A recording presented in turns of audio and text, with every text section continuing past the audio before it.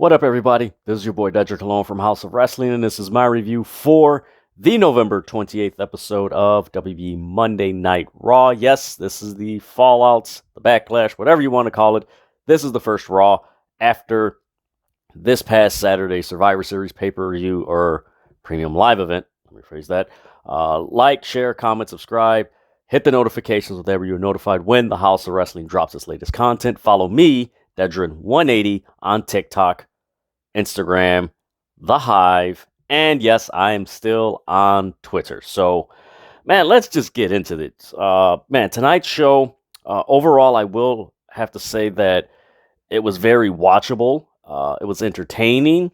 There wasn't a lot of vagueness or just things that were just like, man, all right, like, it's cool, but like, I wish it was a little bit something different or anything like that. Like, man, there was so much enthusiasm, just excitement. The first hour, they did mention that it was commercial free. I believe Byron Saxton mentioned it on a digital exclusive video that they released on their social media platforms. Yeah, the first hour is going to be commercial free, which I do got to give them credit. That was a really cool way to go through a whole hour of no commercials. I know I could see why some people might not like it, the transition that they did from a singles match and then it turned into a 8-man tag. I could see that. Like, man, why did you could have mixed it up? But knowing that it was not a, knowing that it was a commercial-free hour, I get why they did it. It was pretty cool. It really got the crowd into it. I had no problem with it. But, man, overall, this show was really fun. I enjoyed it. It was a nice, cool Raw on a Monday night in it's technically still fall, but the weather feels like it's freaking winter in most places. So I'll just leave it at that. But no, this was a nice Monday Night Raw for a Monday night where if you were chilling, if you didn't want to watch Monday Night Football and, it's like, man, let me check out Raw, what happened, with the War Games matches and, the fallout with that, let me check this out and see how this is. You probably got really entertained and like, man, let me check out WWE more. I could see that. Of course, some people just, man, the storylines just aren't there and that whole thing. I could see both sides. But, man, for me, I enjoyed the show. But you know what? Let me do what I always do in all my reviews. Let me give you guys the results. And then I'm going to go into this show. So, the opening match, it was Rhea Ripley versus Mia Yim. I believe Mia Yim won because of a disqualification, which I'll get into because it led to a lot of Judgment Day and the OC coming out, and that's what led to the disqualification, which led to the second match, which was the OC versus Judgment Day. Judgment Day came out with the victory. The third match, you had the Street Profits. Yes, the Street Profits have returned. Man, it was so good to see these guys back in action. They defeated Alpha Academy. You had Dexter Lumis defeat The Miz. Yes, he has the WWE contract. Really decent match. Then you had Candice LeRae defeat Dakota Kai. And in the main event, you had Kevin Owens defeat, I think he might go by this after tonight, main event Jey Uso. Yes, main event Jey Uso. The Bloodline was there with the exception of Roman Reigns. Of course, there was reports that there was a slight injury or what have you. Nothing. I don't think it was major or anything like that, but there were reports like that. So, see what happens. But yes, that was the results for the November 28th episode of WWE Monday Night Raw. Man, so let's get into this show. The way this show started, it was a recap of the Bloodline, Sammy, KO, the whole War Games match, how that went down. Then we get a shot of the Usos, Solo Sikoa and Sami Zayn walking backstage, which the crowd was up. Man, I gotta say, whenever they shoot the Bloodline coming into the arena, man, that's so cool. It has an NBA on NBC or NBA on ESPN, ABC vibe, where when you see the basketball players come to the locker room and they have their their outfits on and they're just walking through. That's what it feels like. And man, the way the bloodline just walks into arena, man, if you're flipping through the channels, you're going to stop because it's like, yo, these guys, I don't know who they are, but they look very important. They got gold and they just have a walk of confidence that they display on screen without saying anything. That's just like, man, I need to watch those guys. So we start off with that. Then we get Becky Lynch comes out. So she comes out to a big ovation. The man comes out. They're chanting. And she says, you know what? The man should be the man of the people. So she goes into the crowd, which I really like. They did this a lot during tonight's show. Just go out in the crowd, which I'm all for with, just be precautious and just be aware that, have security around because not everybody there may be in the right state of mind and they might get some stupid idea to do something and makes me think of what happened with CM Punk when he was in WWE and I believe it was in Sacramento and a fan, hit him and he thought it was another fan and he decked the fan and that whole thing. Like you don't want that, especially on TV, but she's in the crowd. She's giving a great promo. She interviews a guy, I believe it's Bobby, and then another guy, and you can see the people seated by that area that they're just like, yo, she's right here, and they're taking pictures and video. You see a mom and her two children, and I believe another person was there, and the kids are like, oh my God, this is crazy, which that's cool. Whenever you see kids just happy and they're like, oh my God, that's so cool. Like, that's cool. Like, I have no problems with that, man. That's, those kids that's going to be a memory with them for the rest of their lives. Like, oh my God, I was at a Monday Night Raw and Becky Lynch walked up, the stairs and she was right by us and she was giving a promo and it was live on Raw. And those are memories, man. Those are memories you can't replace, that you will cherish. And that's all good. I love that, man. So as she's talking, the crowd is chanting. They chant Bobby, Bobby, which was the guy that she was interviewing. Bailey comes out. Crowd starts chanting Becky. Bailey's like, there's no respect given to me. Becky's like, all you did was lose and lose since I've been gone. Dakota Kai, they come down the staircase from the concession area, come down. They start brawling. Bailey goes in there. They start brawling. They brawl out to the where the t-shirt stands and merchandise stands are at, and they're brawling. She throws them, Bailey, into the merchandise table, and they start brawling. Security separation, which I love that opening segment. It was different. It involved the women where it wasn't a predictable segment that the women have somewhat been in the last month or so, where it was very like, okay, it's kind of like a wrestling trope with women wrestling in WWE for the last like several years. So it's like, okay, this is something different. It's cool to put Becky in the spotlight because it's like she's taking on Damage Control. It's like, okay, this is going to be interesting. And we don't know who's going to help her because later on that night, I know I'm jumping the gun here, but Bianca Belair, she mentioned like, I've been feuding with Damage Control since SummerSlam and it ended at Survivor Series. So she was saying that was ended. So we'll see what happens with that, but it's going to be interesting who's going to help Becky Lynch against Damage Control. Keep an eye on that. So we know later on in this night, I know I'm jumping the gun, forgive me guys. We know Dakota Kai, she fought Candice LeRae, so you throw in Candice LeRae with Becky Lynch. So now you just need one person. And of course, the speculation is going to be maybe it's Sasha Banks, maybe it's Charlotte Flair, which I might think it is. I'm thinking it might be Charlotte Flair, considering the vignettes that they've played constantly during the premium live events at Crown Jewel, at Survivor Series, and I believe Extreme Rules. They played several vignettes of Charlotte Flair, and it's like, yeah, I think she's coming back soon. Then we go to the Rhea Ripley with Dominic versus Mia Yim, which they get.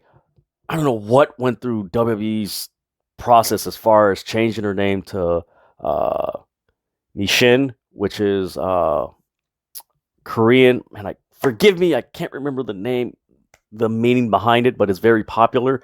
And I know a lot of people within the Korean community that are wrestling fans. They love that she was representing them, which that I'm all cool for it. I just don't understand WWE's reasoning to changing her name to that, then changing it back to Mia. Like, all they had to do was just add the nickname to her name. Like, it's like they went through this whole thing to just have it be her nickname. It's like, it was kind of unnecessary to do that. Like, you didn't have to do that. It's like, all you had to do is just, I don't know, man. It's just one of those things where it's just like, you really didn't have to go that route, but you went that route, and it's like, kind of unnecessary. So this match, I got to say, this was a really cool match. I really liked that. They started off the show with Rhea Ripley versus Mia Yim. This was a really good cohesive match between Rhea Ripley and Mia Yim. Very aggressive, very physical. The crowd, mind you, they were at the Norfolk, Virginia, the Scope, which was synonymous with Jim Crockett Promotions and WCW back in the 80s and 90s. So that's a wrestling town. So they were really into this, which I love this crowd. Like, they were so, like, it was a complete night and day from what we saw the past 2 weeks, 3 weeks on Raw, which was just like, man, this is tough to sit through, man. Like, the match is good, but man, this crowd is like, you're just sitting here like, damn. But man, this match, it started off with Mia Yim putting Rhea Ripley in the tarantula move on the ring ropes. Then later on in the match, you had Dominic.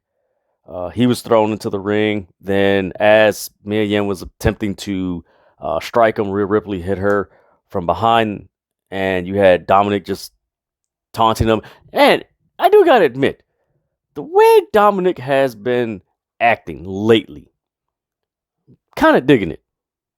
I'm digging it. He's being that annoying heel that's just like, like he's taunting, and he knows that he has Rhea Ripley, Finn Balor, and Damian Priest behind him. So it's just like, man, he's annoying, but like, he's doing it where he's getting his comeuppance. And I think that's something that's in WWE that has been somewhat, I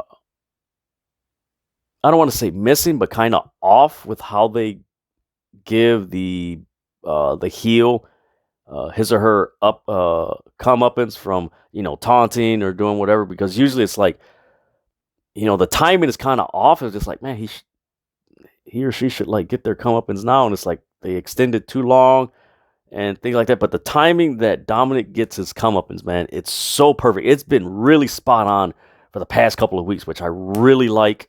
And it just adds to his character where it's like, okay, he gets beat, but then the rest of the Judgment Day comes in and protects him. So it's like, all right, the only reason you're surviving is because Judgment Day is protecting you. I like that. So as Dominic is taunting Mia Yim, you got ajstyles. He tackles him. Then you have Damian Priest. He comes in. Then you have Carl Anderson.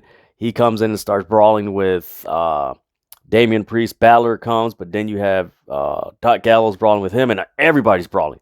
So that leads to a DQ.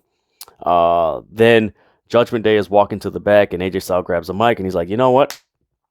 I challenge the four of you against the four of us tonight. And mind you, usually on Monday Night Raws, they have this, and they go to commercial break. But the first hour was free. It was free of commercials, so there was no commercials. So I like this part of this match, this transition from them being DQ'd to going into the Fatal Four. I really hope that they do this more instead of just, having issuing the challenge and going to break, because this actually added more to the match, because you saw Judgment Day like really like contemplating, like, man, should we do it? Should we not do it? Looking around and they're talking. And normally you don't get that interaction when WWE goes to commercial, whenever that usually happens in the first segment. And it's just like, oh man, it's pretty cool. Like, they're debating it and they're walking forward, and then they're hesitant, but then they're coming back. They're hesitant, they're coming back, and then they're like, you know what? Let's go. They head to the ring. So we get Judgment Day versus OC, and then everybody starts brawling. They get in the ring and they just start brawling. Everybody's brawling around, and then they get into their corners. You had a point in the match where Dominic they said he was doing the Three Amigos, but it looked like he was doing the 3 or 2 1/4 Amigos, the way he did it. Then you had a segment where it was AJ Styles versus Balor. Gallows, he tackled Damian Priest on the announce desk, which was really cool. Then you had Balor do the sling blade. You had Mia Yim and Rhea Ripley just going at it. You had Mia Yim execute a cannonball. Dominic and Damian Priest, they hit a freaking crazy slam. Then you had Mia Yim body slam Finn Balor, but then that allowed Rhea Ripley to hit the Riptide for the pin. 1, 2, 3. They win. I like this match. I wish there were some stakes to it, whether it was championships. Actually, let me phrase that. I wish the stakes were championships. It looks, after tonight, watching this and seeing the feud between Judgment Day and the OC, like, this feud needs championships. Like, there needs to be gold and stakes with this, because the OC and Judgment Day, if you look outside of the Seth Rollins, Lashley, Theory, United States title picture, and the Bianca Belair title scene, this is the biggest feud. And it just feels like there's a lot missing as far as championships and stakes with this feud. Rhea Ripley, Mia Yim, man, if there was a mid-card women's title, that'd be cool. If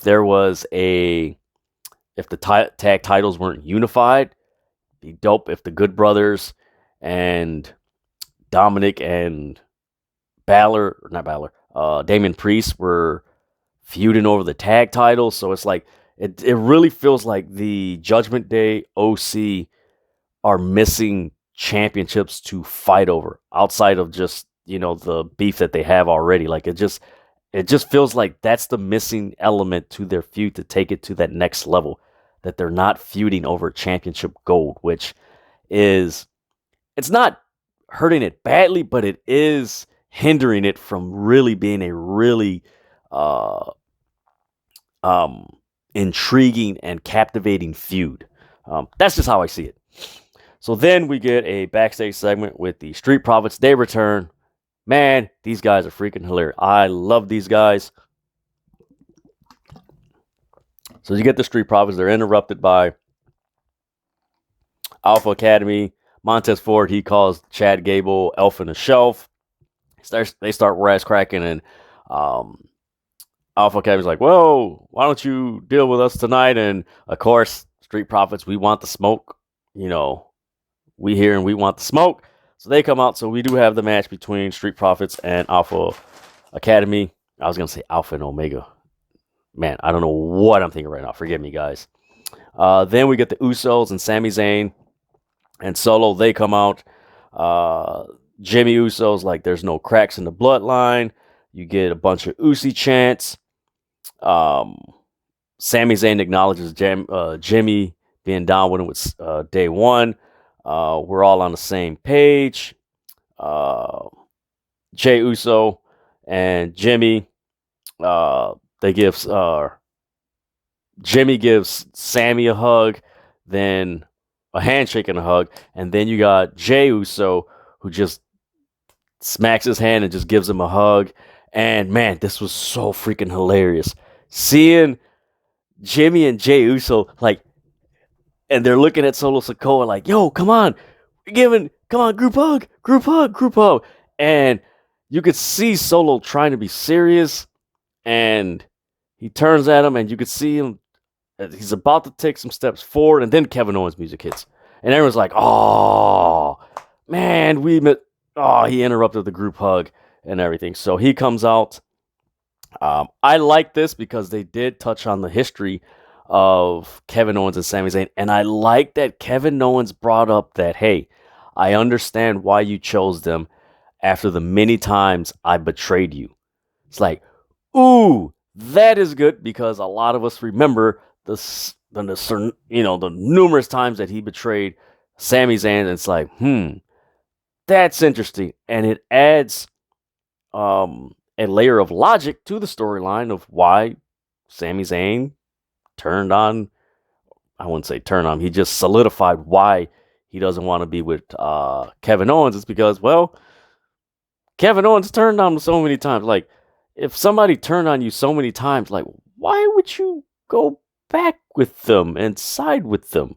Especially to the degree that Kevin Owens did it. Like, he freaking turned on Sami Zayn after he won the NXT title, and I remember he powerbombed him on the apron. Like, there's certain things you forgive, but then there's certain things like you're just like, you know what? I think it's best we just go our separate ways. And Sami Zayn did mention that he's like, I don't want to be in the same room with you.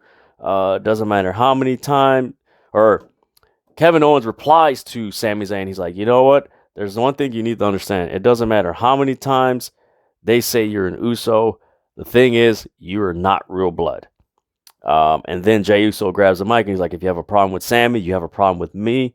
You have a problem with main event Uso. Then Kevin Owens like, you know what? I don't want anything to do with Sami Zayn. Doesn't mean I'm not done with you.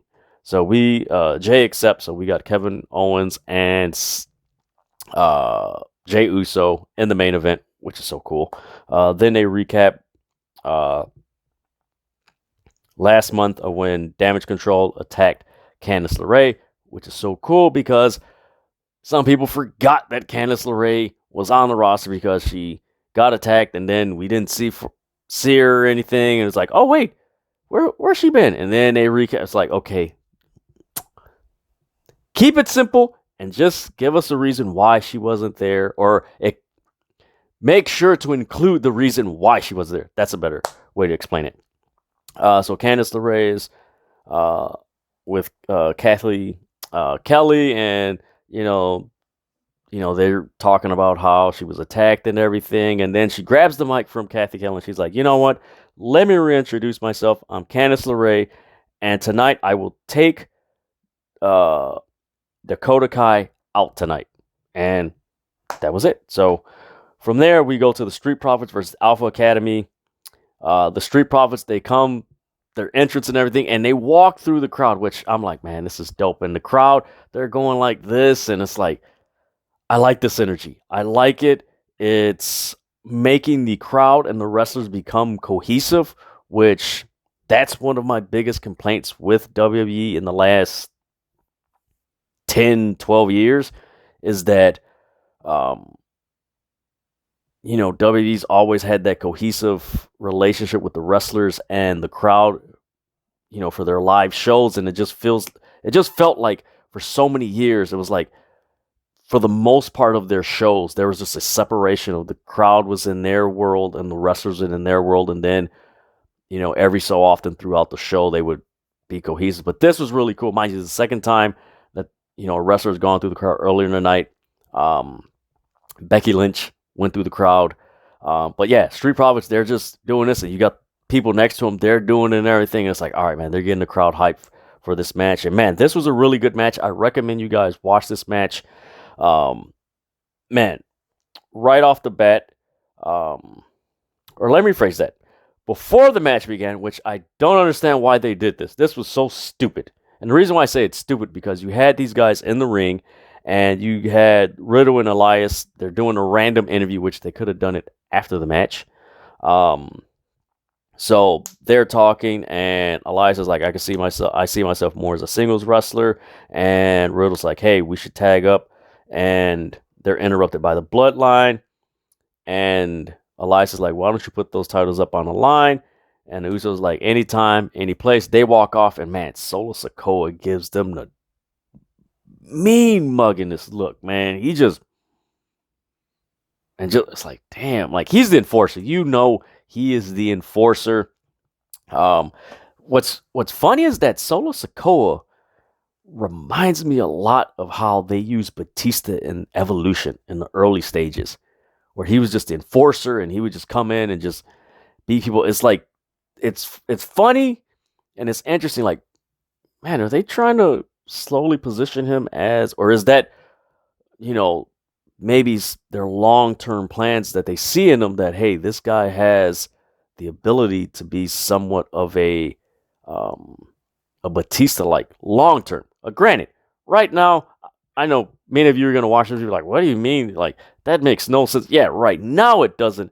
But depending on whatever discussions they have and just what they've talked about, they might see that in Solo Sikoa. Not necessarily saying they're gonna do exactly like what they did with Batista um, with to Solo Sikoa. So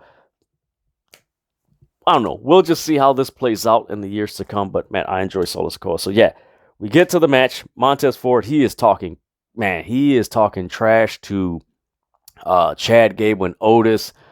I love what he was saying. He's just like, yo, why don't you shut the hell up, man? You know I'm gonna, and he looks to he's mocking Otis and like, it's like, man, I love when wrestlers do that, and I love when I don't care what promotion it is, I love when they capture that because that adds to it. It's like this is something that used to be a thing, and they kind of went away from. Like, man, this is so good because it adds to the aggression and why the team that's being taunted is going to beat the hell out of them if they're a face, or if the heel's taunting, or if the face is taunting, why the heel is going to do some sneaky stuff to get back up. So it just adds so much to the match, which I love. It's a little thing, but it just adds so much to it. Also in this match, Angelo Dawkins was showcasing his tremendous agility. This guy, he was already agile in what he was doing, but the time that they've spent off and everything, I know there was reports that he's been working like tremendously. Like, man, it showed in this match. Please watch this match. Watch his athleticism. Like, man, this guy, him and Montez Ford are just so complementary to each other. And I know there's been talk about Montez Ford eventually becoming a singles guard. That could happen, but like right now, man, it's hard to, we're going to split them because, man, they're not right now. After this match, their athleticism, it's different, but it's complementary to each other. And it's with WWE not having so many tag teams, like it's hard to break up a tag team that has so many complementary elements to each other, to break them up, because it's just like you don't get that every. It's hard to find that, and it will be difficult to split that up and find that in some other tag team. It's like, you know what, just keep it together. So yeah, Dawkins, he was showcasing his agility in this match. Montez Ford, he hits Otis, and he hits Otis, and then Gable hits a Northern Light suplex. Gable, man, he goes through a series of suplexes on Ford and Angelo Dawkins. Suplexes, so good, man. It reminded me of Taz, Kurt Angle, and Scott Steiner. Like, man, he does those suplexes so good. And, man, it's just chef's kiss. So good, man. Then we get Montez Ford. He slams Otis. Yes, Montez Ford slammed Otis. That crowd was like, whoa. It caught a lot of people off guard. It was like, whoa. And it's like, yo, this guy's pretty strong. And, whenever they do pull the trigger of him being a single star, he already can talk. He has the look. It's just they really have to, whenever they do that, they're going to really have to establish him as a single star where you really get invested to Montez Ford, the single star, which that's going to be a process and a real big work to do won't be impossible. It's going to be a really big work to do because he's so synonymous with tag team wrestling. So whenever they do that, it's going to be. But man, this moment is like, man, if he's single star, ooh boy, this is going to be interesting. That allowed Montez Ford to hit the frog splash. They win. Street Profits are back. Great match. Again, watch this match. This was so cool. Then we get a recap of Lashley, Seth Rollins, and Theory at Survivor Series, where Theory won the match. So Austin Theory comes out. I like his look. I did tweet that it did. Austin Theory coming out. He looked like a Netflix action comedy villain.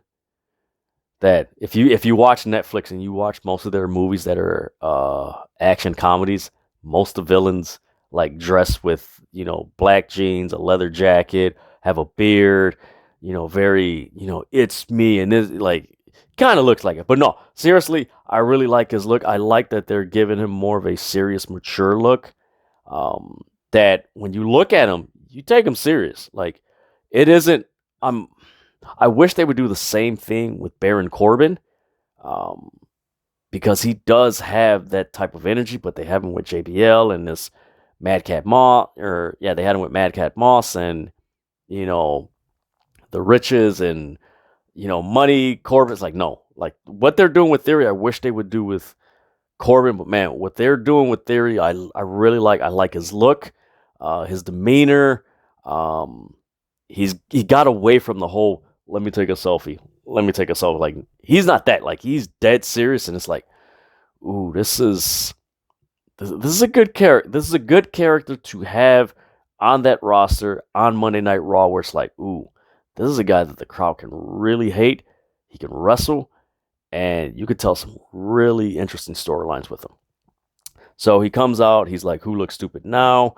I don't want to be called a kid anymore. Since day one, people have had a problem with me. And it's because I'm younger, stronger, better. And he says unescapable. And he also mentions the Austin Theory begins tonight. As he finishes that line, Seth Rollins' music hits. And the crowd is singing it. Man, if you guys follow me on Twitter when I'm live tweeting during Raw, you guys know that I love this Seth Rollins entrance. I love the song. I love when the crowd is singing it because, man, oh man, this dude, when they fully turn Seth Rollins' face, he is going to have the largest crowd reaction in the WWE. Granted, Bray Wyatt has it now, but Seth Rollins, I mean, the crowd is already singing his song. Oh, oh. See, I know it already, man. I love that entrance. So he comes out, and Theory steps up to him, and he's like, he steps up to him, and Seth Rollins, I can't remember what Austin Theory told him, but Seth Rollins told him, shut your mouth and let them sing. And I'm like, yo, Seth Rollins is like, he's the face. Like, they're putting him as the face in this feud with Austin Theory. And I'm like, man, I'm loving it. I'm loving it. And he came out with like this see-through, like, I forgot, I don't know what to call it, but like a see-through pants from the, like, a little bit below, above the knee. The shirt was see-through. And it was just really like, man, this dude, where does Seth Rollins get the idea to wear this stuff, man? Like, this is so wacky. But it fits his character because he comes out and he's doing, like, the character transformation that Seth Rollins has done is very underrated, man. It has been very cool, very interesting, and very entertaining. Like, if you take Seth Rollins off Monday Night Raw, like, man, it's a challenge to sit through a Monday Night Raw without Seth Rollins because he is someone that you want to see. You're going to wait for his match, if promo, what have you. Again, I've mentioned this on other reviews. Roman, Bray, and Seth. Those are your three top guys right now. Of course, Cody, when he comes back, he's going to be in that fourth picture. But right now, it's Roman, Bray, and Seth Rollins that are getting the loudest crowd reactions. And I know some people are like, well, what does that have to do with crowd reactions? If there's no reaction in wrestling, that is not good. Because why would me as a viewer watch something where the crowd is not reacting?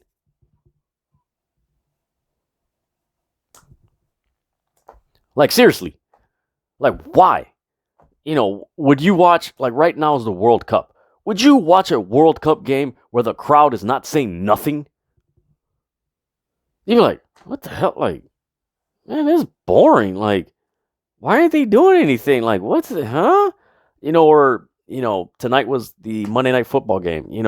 Would you watch an NFL game where the fans aren't saying anything? I mean, it doesn't matter if the team's bad. The home crowd is going to boo or what have you. Like, the crowd is going to make some noise. But, like, can you sit and watch something that, like, the crowd is not reacting? Like, no. And if you can, that's weird. Because that's the whole point of watching live sports, is to watch the athletic action and the crowd. It's like MMA. Fighters about to, knock someone out or put them in a submission hold and the crowd doesn't say anything. Like, that would be so anticlimactic and just boring. So getting back to this, Seth Rollins tells him, shut your mouth and let them sing. He tells Austin Theory, congratulations, kid. And he says, we could fight right now, kid. And Austin Theory's like, you know what? I'll fight you on the champ's time. And then he walks out and he's like, I'm not no damn kid. I love that segment. I loved it. Still interesting. Like, I guess they're moving Lashley away from this. I don't know. It's really weird. I like this, but again, there's always those questions like, okay, what are they going to do with Lashley? What are they going to, like, I can't wait till WWE gets away from that, where you kind of know where this person's going and that person, like, come on, man, just let's get away from that a little bit. Then we get a recap of the WWE Investigates between The Miz, Johnny Gargano, and Dexter Lumis situation. Backstage, we got Miz. He's walking with a bag of money, and he has his hand taped up, and he's like, I can't do it because I re-injured my hand. And Adam Pearce is like, no, you're lying. It's the wrong hand. Go to the ring. So The Miz comes to the ring, and Adam Pearce takes the money bag, goes at ringside, and as he does that, The Miz is just looking around. He's just angry and everything, and he doesn't notice that Dexter Lumis, as he was coming to the ring and he was looking at him, and as The Miz was talking to Adam Pearce, Dexter Lumis hid by that little by the barricade where you can't see anybody there, and he's just crouching there, and he clotheslines The Miz. Then later on in the match, The Miz had a freaking vice grip device around Dexter Lumis's head, and he's tightened it, and Lumis just looks at him, and he's like, it's not having an effect on him. He's just freaking nuts, and The Miz is like, oh my god, I don't know what's gonna happen. Then later on in the match, you had Lumis set up a table somewhere in the crowd or what have you, right by the what is it? I believe it's where they do the pyro. The pyrotechnics and everything. If you follow WB on Instagram, they usually show that shot of the ring announcer, like they're looking, like he's right there, and then the pyros and everything. So I believe that's where it's at. So yeah, he did an elbow drop on Miz through a table. Then a few moments later, they were in the ring, and Miz tears the turnbuckle pad off. Lumis hits the turnbuckle pad, but then he escapes the pin. That allowed Lumis to put Miz in a submission hold. Miz taps out. Lumis gets a contract for the WWE. The Miz is all peed-old and everything. So after the match, the Miz, he attacks Lumis, takes the money bag, and as he's, taunting him and everything, Gargano just super kicks him. Gargano takes the bag and gives it to Lumis. Lumis starts giving it to the crowd. I hope this is like the end or very near future. Let me phrase that. I hope this is the end.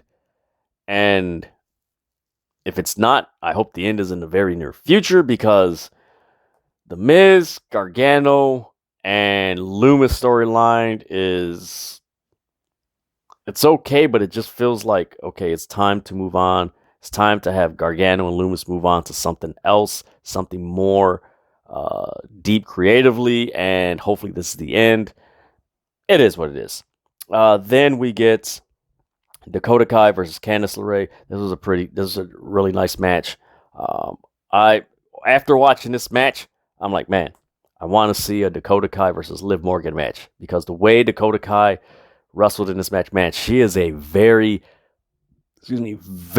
underrated wrestler. Like, man, she can go. And the matches that she's had have been very solid. Like, I don't know if it's because the way they present her, they don't present her as a very loud character, and I don't mean verbally, just presentation wise. That her character's very loud. It's a very right now they present it as somewhat of a background character and not someone that's like a serious threat. And I don't know. Hopefully over time, I do think that might change. But man, this was a really good match. It was back and forth. Then later on in the match, you had Candice LeRae do a bridge suplex on Dakota. Then you had Dakota Kai do a freaking amazing super kick as Candice LeRae is diving off the top rope. And man, she connected and just boom, hit her. Then you had Candice LeRae miss a lion salt, which allowed Dakota Kai to get the upper hand.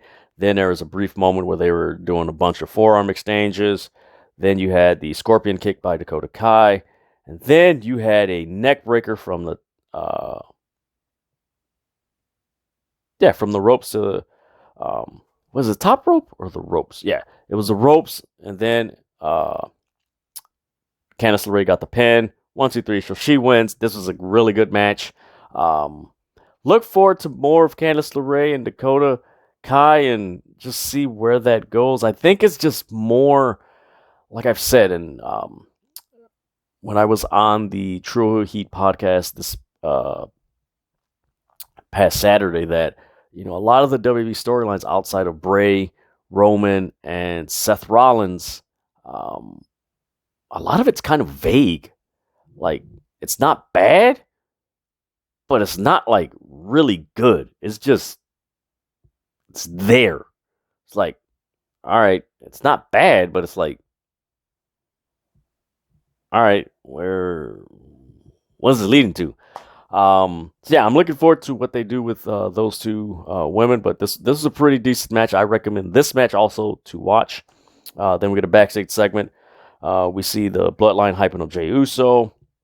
Then we get a recap of the Women's War Games and men's match. And then we get a backstage segment, a backstage interview with Bianca Belair, Alexa Bliss, and Asuka. So Bianca Belair, she mentions that she made the call to get Becky Lynch on the team.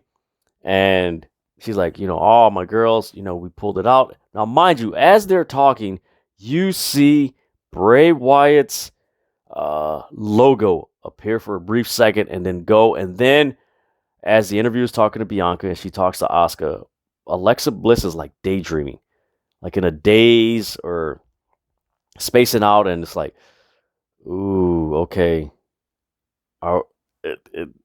This is obvious that this is a subtle beginning to maybe a future character change or interaction with Bray Wyatt and whatever's happened with him and Uncle Howdy and stuff like that. So it's like,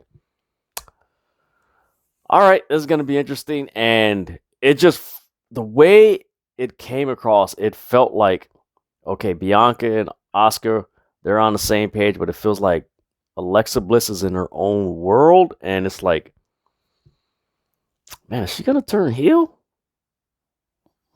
I don't know.